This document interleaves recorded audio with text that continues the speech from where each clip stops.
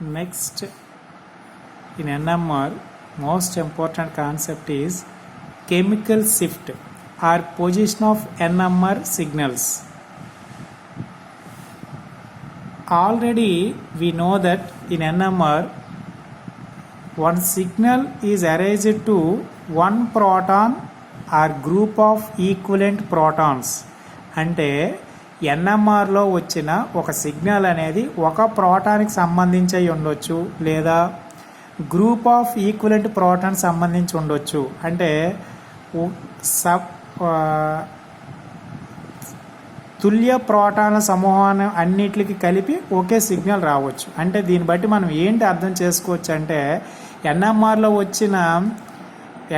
ఎన్ని సిగ్నల్స్ వస్తే అన్ని ప్రోటాన్స్ ఉన్నాయని కాదండి, అన్ని ఈక్వలెంట్ గ్రూప్ ఆఫ్ ప్రోటాన్స్ ఉన్నాయని అర్థం. ఇప్పుడు for example chemical shift or position of NMR signal. ఇప్పుడు మనం మాట్లాడుతున్నది ఏంటంటే సార్ ఫర్ ఎగ్జాంపుల్ మనం CH3 bond CH2 bond Cl ethyl chloride ఇది మనం తీసుకునే కాంపౌండ్. ఈ ఎథైల్ క్లోరైడ్లో 2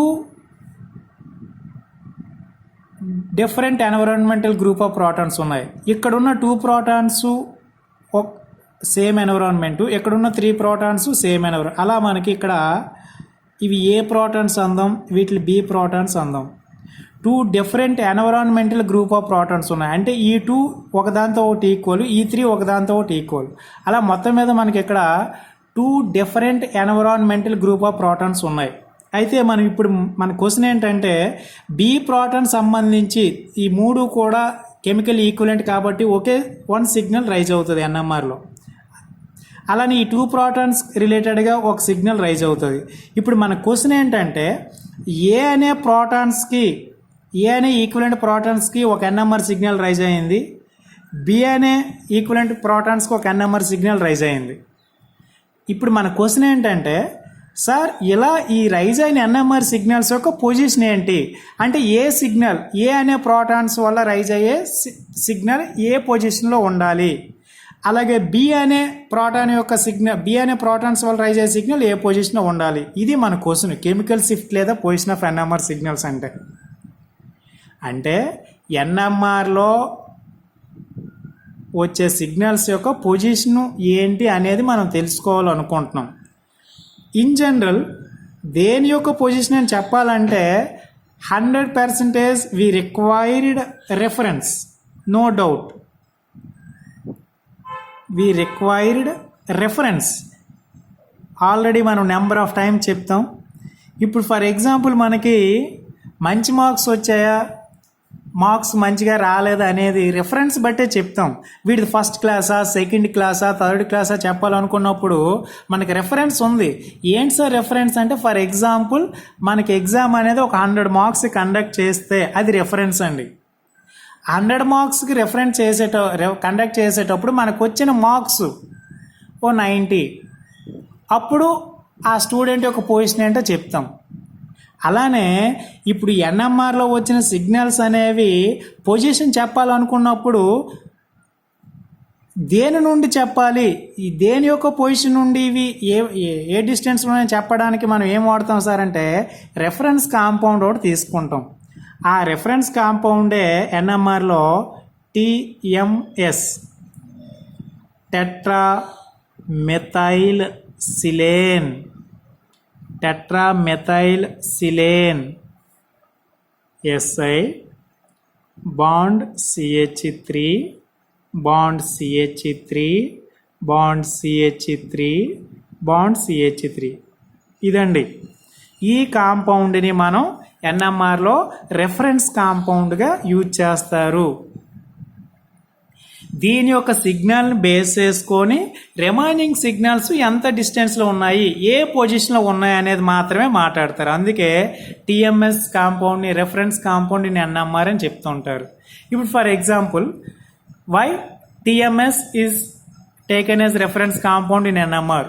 మీరు అబ్జర్వ్ చేస్తుంటే టిఎంఎస్లో 12 ప్రోటాన్స్ ఉన్నాయి. 12 ప్రోటాన్స్ ఉన్నాయండి. ఆ 12 ప్రోటాన్స్ కూడా సేమ్ ఎన్విరాన్మెంట్లో ఉన్నాయి. So that's way it gives only 1 signal. 12 equivalent protons ఉన్నప్పటికీ అది కేవలం ఒక సిగ్నల్ ఇస్తుంది. అదొక రీజను. నెక్స్ట్ వన్, టెట్రామెథైల్ సిలేన్కు ఉన్న మోస్ట్ అడ్వాంటేజ్ ఏంటంటే it is readily soluble in organic solvents. Organic సాల్వెంట్లో మనం ఆర్గానిక్ కాంపౌండ్ తీసుకుని ఈజీగా సాల్యుబుల్ అవుతుంది. Next third one, its boiling point is just 27 degrees centigrade. అంటే after recording NMR spectra it is easily removed from the sample. ఆ sample నుండి ఇది ఈజీగా రిమూవ్ అయిపోగలదు బాయిలింగ్ పాయింట్ ఇంత తక్కువగా ఉండడం వల్ల. నెక్స్ట్ ఫోర్త్ వన్ ఏంటంటే ఇందులో స్ట్రాంగ్ షీల్డింగ్ ఎఫెక్ట్ ఉంటుందండి. స్ట్రాంగ్ షీల్డింగ్ ఎఫెక్ట్ లాస్ట్ క్లాస్లో మనం షీల్డింగ్ డీషీల్డింగ్ చదివాం కదా. ఎప్పుడైతే స్ట్రాంగ్ షీల్డింగ్ ఎఫెక్ట్ ఉంటుందో ఈ ప్రోటాన్స్ అనేవి రెజినెన్సీలోకి రావడం కోసం మోర్ రేడియో ఫ్రీక్వెన్సీ EMRని అబ్జర్వ్ చేసుకుంటాయి. These are the advantage of TMS. So that's why it is taken as reference compound in NMR. ఒకటి క్వశ్చన్ మీరు అర్థం చేసుకోవాల్సింది ఏంటంటే chemical shift or position of NMR signals. అసలు NMRలో వచ్చిన సిగ్నల్స్ యొక్క పొజిషన్ ఎలా ఉందని చెప్పడానికి ఏ కాంపౌండ్ యొక్క సిగ్నల్ యొక్క పొజిషన్ బట్టి మనం చెప్తాం సార్ అంటే TMS టెట్రా మెథైల్ సిలేన్ అనే కాంపౌండ్ యొక్క సిగ్నల్ నుండి రిమైనింగ్ శాంపిల్ యొక్క సిగ్నల్ అనేది ఏ పొజిషన్లో ప్రెజెన్స్ అయ్యి ఉందనేది మాట్లాడతాం. TMSనే రెఫరెన్స్ కాంపౌండ్గా తీసుకోవడానికి గల రీజన్స్ ఈ 4 అండి. TMS has 12 equivalent protons and gives only one signal. It is readily soluble in organic solvents. Its boiling point is only 27 degrees centigrade. So that's why it is readily removed from the sample after recording the NMR spectra. Next, it is most objected to strong shielding effect. That means these protons requires more radio frequency energy to bring about the resonancy. ఇవి నాన్న disadvantage ఏంటి ఇంకా మీకు ఎక్స్టెండెడ్గా కావాలనుకుంటే TMS యొక్క disadvantage ఏంటంటే water soluble compound samples ఏవైతే ఉన్నాయో వాటికి TMS అనేది వాటర్ సాల్యుబుల్ శాంపిల్స్కి యూజ్ చేయకూడదండి. వాటికి DSS అని ఉంది, మీకు ఎక్స్టెన్షన్ క్లాస్లో నెక్స్ట్ మాడతాను. అప్పుడు DSS అనేది రెఫరెన్స్ కాంపౌండ్గా మనం యూజ్ చేస్తాం. వాటర్ సాల్యుబుల్ శాంపిల్స్ అనేది ఇది limitation of TMS. Only organic కాంపౌండ్స్కే మనకి యూజ్ చేస్తారు. నెక్స్ట్ సార్ ఇప్పుడు కెమికల్ షిఫ్ట్. అసలు పొజిషన్ NMR సిగ్నల్ దేనివల్ల రైజ్ అవుతుందండి? రేడియో ఫ్రీక్వెన్సీని అబ్జర్వ్ చేసుకోవడం వలన NMR సిగ్నల్ వస్తుంది. ఆ వచ్చిన సిగ్నల్ అనేది ఏ పొజిషన్లో ఉంది అని చెప్పడానికి ఏ కాంపౌండ్ వాడతాం? TMS. అంటే TMS కాంపౌండ్ యొక్క సిగ్నల్ నుండి ఈ రిమైనింగ్ శాంపుల్ యొక్క సిగ్నల్ ఏ పొజిషన్ ఉందో చెప్పేదాన్ని కెమికల్ షిఫ్ట్. అందుకే మనకి ఇలా చెప్తారండి. Most important chemical shift definition 1. Difference between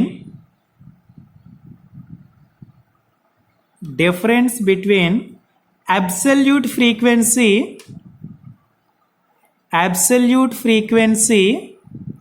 of sample proton and reference proton.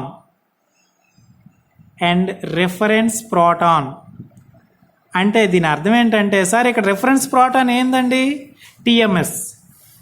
Sample proton అంటే మనం తీసుకున్న శాంపిల్ యొక్క ప్రోటాన్ యొక్క రెజినెన్స్లో రావడం కోసం అది అబ్జర్వ్ చేసుకున్న ఫ్రీక్వెన్సీకి రెఫరెన్స్ ప్రోటాన్ అంటే TMS యొక్క ప్రోటాను రెజినెన్స్లో రావడానికి ఉన్న డిఫరెన్స్ని మనం ఏంటంటామంటే కెమికల్ షిఫ్ట్ అంటుంటారు. ఏంటి కెమికల్ షిఫ్ట్ అంటే? Difference between absolute frequency of sample proton and reference proton is called chemical shift. Reference proton అంటే TMSలో ఉన్న ప్రోటాన్ రెజినెన్సీలోకి రావడం కోసం అది ఎంత ఫ్రీక్వెన్సీని అబ్జర్వ్ చేసుకుంది, మరియు మనం స్టడీ చేస్తున్న శాంపిల్ ఈ యొక్క ప్రోటాన్ రెజినెన్స్లో రావడానికి ఎంత రేడియో ఫ్రీక్వెన్సీ అబ్జర్వ్, ఆ రెండింటి యొక్క డిఫరెన్స్నే మనం ఏంటంటామంటే కెమికల్ షిఫ్ట్ అని అంటుంటారు. అది డెఫినేషన్ 1. నెక్స్ట్ ఈ కెమికల్ షిఫ్ట్ని జనరల్గా ఫస్ట్ అబ్జర్వ్ చేస్తే కెమికల్ షిఫ్ట్ హెడ్జెస్లో చెప్తుంటారు. హెడ్జెస్ యూనిట్స్ ఇవి. హెడ్జెస్ ఫ్రీక్వెన్సీ కదండి. కెమికల్ షిఫ్ట్ హెడ్జెస్ చెప్పేటప్పుడు ఇది కాంపిటేటివ్ పాయింట్ ఆఫ్ ఆలోచిస్తే it is field independent units అంటారు. ఫీల్డ్ డిపెండెంట్ యూనిట్స్ అంటారు. ఫీల్డ్ డిపెండెంట్ అంటే హెడ్జెస్లో చెప్పాలి. అందుకే కెమికల్ షిఫ్ట్కి ఫార్ములా హెడ్జెస్లో కరెక్టే వినండి. Chemical shift in hertz formula ఏంటంటే frequency of sample proton in hertz SP అంటే sample proton hertz minus frequency of reference proton in hertz. This is the formula of chemical shift in హెడ్జెస్లో అడిగినప్పుడు formula ఇదండి. అలా కాకుండా ఈ hedges అనే field dependent. Next definition 2 మీరు observe చేస్తే డెఫినేషన్ 1 ఏంటి కెమికల్ షిఫ్ట్కి? డెఫినేషన్ 1 ఏంటి?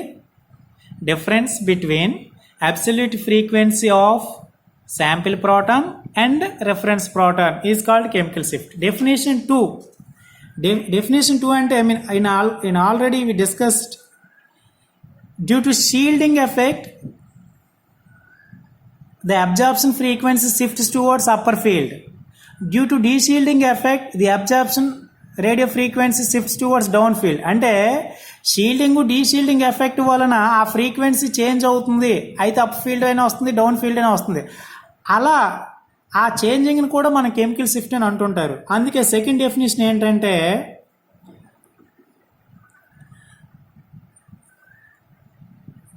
సెకండ్ డెఫినేషన్ చూడండి.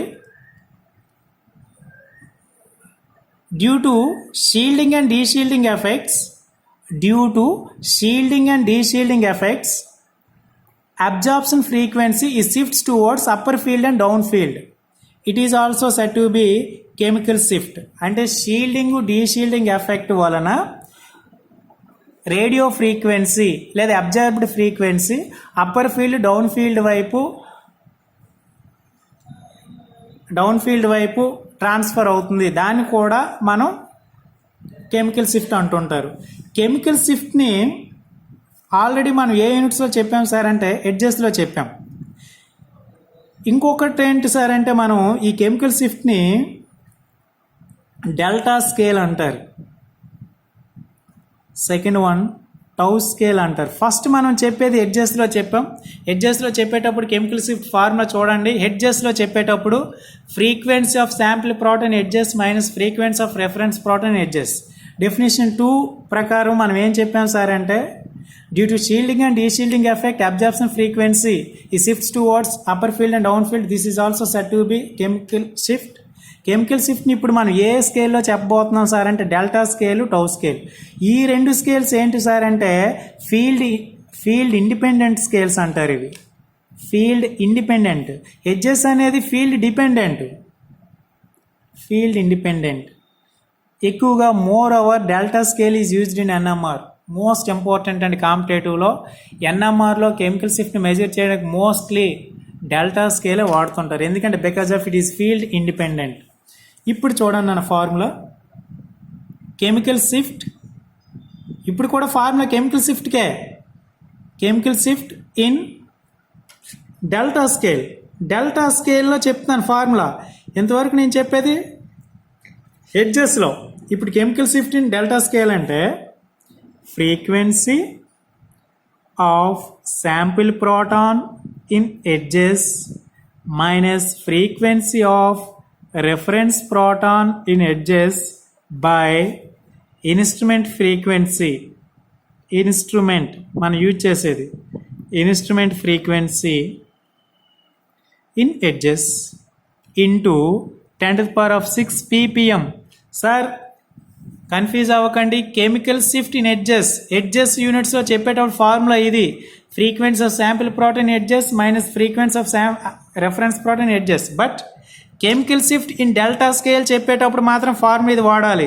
Frequency of sample proton in hertz minus of frequency of reference proton in hertz by instrument frequency in hertz into 10⁶ ppm. Delta స్కేల్లో చెప్పేటప్పుడు ఈ formula, ఎడ్జెస్లో చెప్పేటప్పుడు ఈ ఫార్ములా. లేదు మరొక ఫార్ములా ఏంటంటే frequency of sample proton in hertz minus frequency of reference proton in hertz by instrument frequency in MHz megahertz. అప్పుడు 10⁶ మరి అవసరం లేదండి, మెగా ఎడ్జెస్. ఈ ఫార్ములాని వాడవచ్చు. Chemical shift in delta scale వాడేటప్పుడు ఫార్ములాస్ ఇవి వాడాలి. లేదా దీన్నే ఇలా చెప్తూ ఉంటారండి, కెమికల్ షిఫ్ట్ ఇన్ డెల్టా స్కేల్కి formula chemical shift in hertz by instrument frequency